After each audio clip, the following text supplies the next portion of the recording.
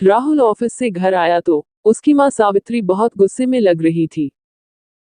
राहुल की माँ रसोई में खाना बना रही थी।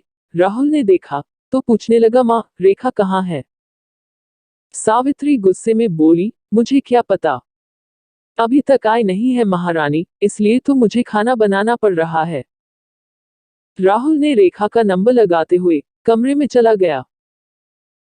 इसी तरह 2 घंटे बीत गए। सावित्री गुस्से में बर्तन पटकते हुए बोली, देख रहा है, टाइम 9 बजे बज गए हैं और बहू का कुछ पता नहीं है।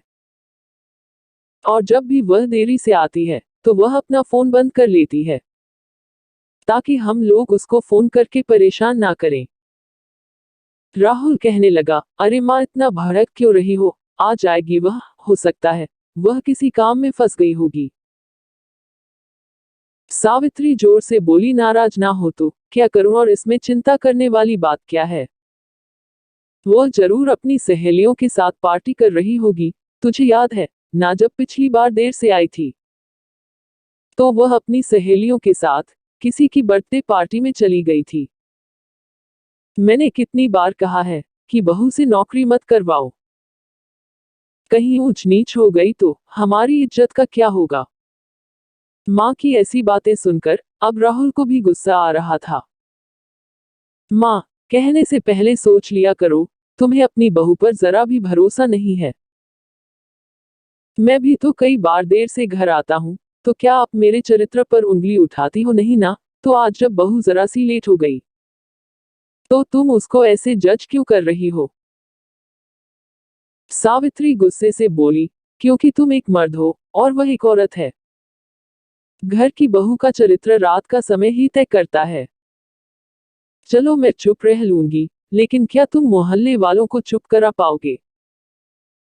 राहुल ने कहा, माँ, मोहल्ले वालों का काम है कहना, वह तो कहेंगे एक तो मैं इतना परेशान हूँ, और ऊपर से आप ऐसी बातें बोल रही हो। अब बस बहुत हुआ, मैं अब और इंतजार नहीं कर सकता। मैं जा रहा हूँ रेखा को ढूंढने। भगवान ना करे उसके साथ कुछ गलत हुआ हो। इतना कहकर उसने अपनी बाइक निकाली। वैसे ही ऑटो रुकने की आवाज आई और उसकी पत्नी रेखा ऑटो से उतरी। ऑटो से उतरते ही राहुल ने रेखा से पूछा, क्या हुआ? रेखा, आज तुम इतनी लेट कैसे हो गई और तुम्हारा फोन क्यों बंद है? रेखा ने कहा, मेरे मोबाइल की बैटरी खत्म हो गई थी।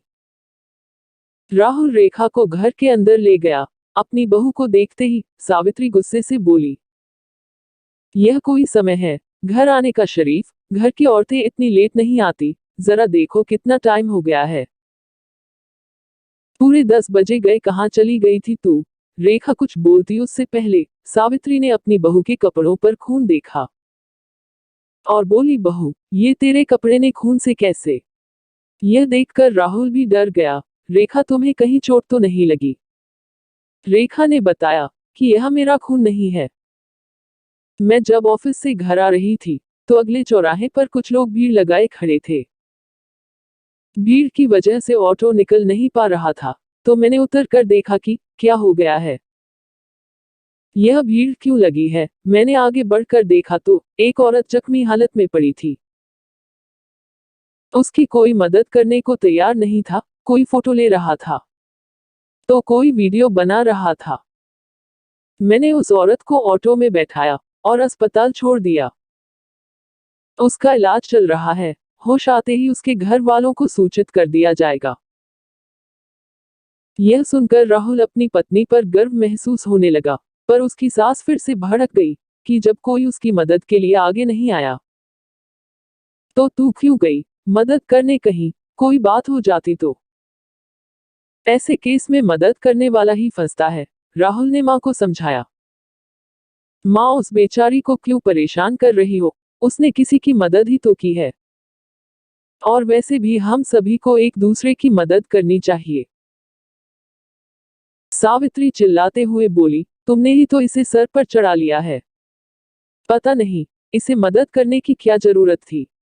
इतने में सावित्री के फोन पर घंटी बजी। सावित्री ने बात की और राहुल के पास आई। राहुल, बेटा, गाड़ी निकालो, तेरी मौसी का एक्सीडेंट हो गया है। राहुल ने गाड़ी निकाली और जाने लगा। तभी रेखा बोली, मैं भी साथ चलूंगी। वैसे भी वह तो हमारी शादी में नहीं आ पाई थी, कम से कम आज ही उन्हें देख लूंगी। जब तीनों अस्पताल में पहुंचे तो रेखा मौसी को देखकर बोली, इन्हीं को तो मैं अभी भर्ती करवा कर गई हूं। यह सुनकर सावित्री को अब शर्मिंदगी महसूस हो रही थी कि अनजाने में मेरी बहू ने मेरी ही बहन की मदद की थी। उसके बाद सावित्री ने अपनी बहू रेखा से माफी मांगी। दोस्तों, ऐसी ही ऑसम कहानियां पढ़ने और सुनने के लिए हमारे चैनल ऑसम कहानियां को प्लीज लाइक करना और अपने खूबसूरत दोस्तों के साथ शेयर करना और सब्सक्राइब करना। धन्यवाद।